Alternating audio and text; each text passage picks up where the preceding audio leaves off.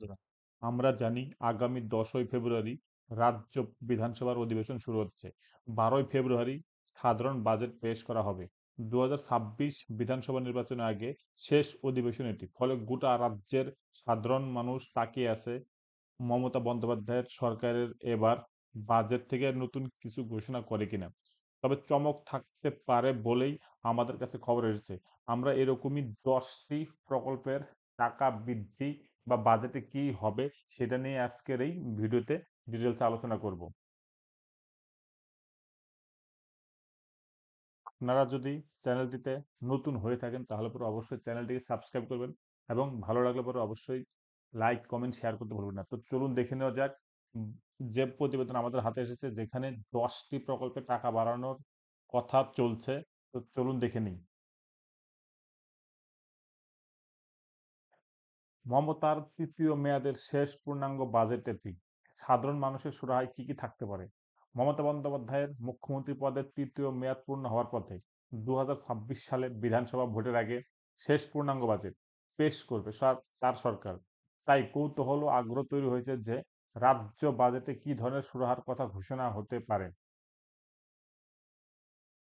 বাংলায় আর্থিক সংকট রয়েছে বলে তাই, নইলে মুখ্যমন্ত্রী মমতা বন্দ্যোপাধ্যায় যখন রেলমন্ত্রী ছিলেন তখন বাজেট পেশের পরদিনই সংবাদপত্র শিরোনাম হতো রেল বাজেটে কলপত্র হলেন মমতা।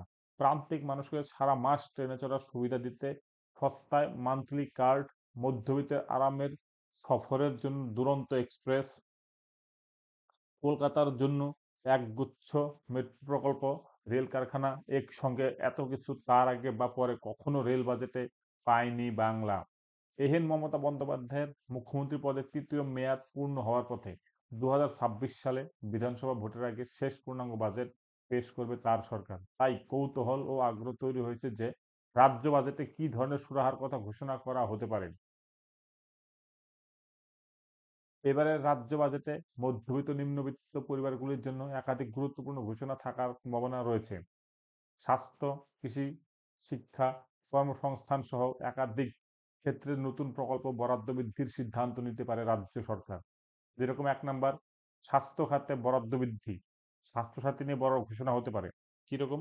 রাজ্য সরকার স্বাস্থ্যসাথী প্রকল্পের আওতায় নতুন সুবিধা যোগ করতে পারে। বর্তমানে পরিবার পিছু ৫ লাখ টাকা পর্যন্ত স্বাস্থ্য বীমার সুবিধা রয়েছে, যা আরো সম্প্রসারিত হতে পারে।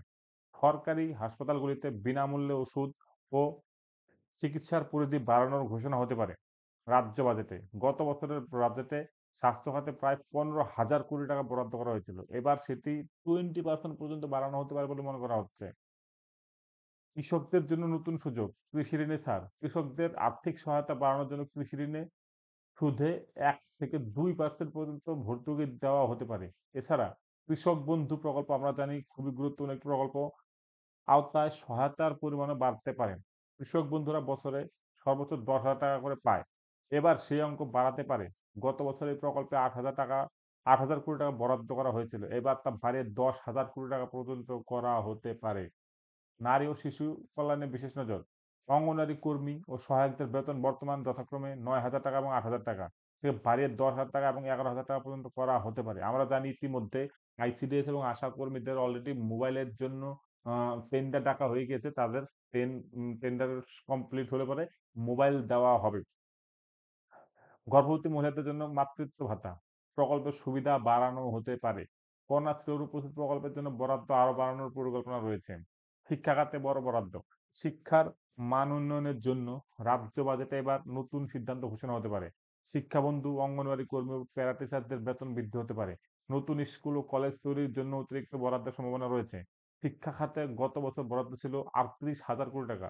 এবার তা ১০ থেকে ১৫% পর্যন্ত বাড়াতে হতে পারে। কর্মসংস্থান। বিভিন্ন সরকারি দপ্তরে নতুন নিয়োগের ঘোষণা হতে পারে।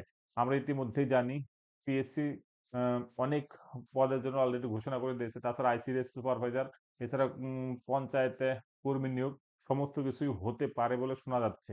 ক্ষুদ্র মাঝারি শিল্পের নতুন কর্মসংস্থান সৃষ্টির জন্য সরকারি অনুদান, সহজ শর্তে ঋণের ব্যবস্থা করা হতে পারে।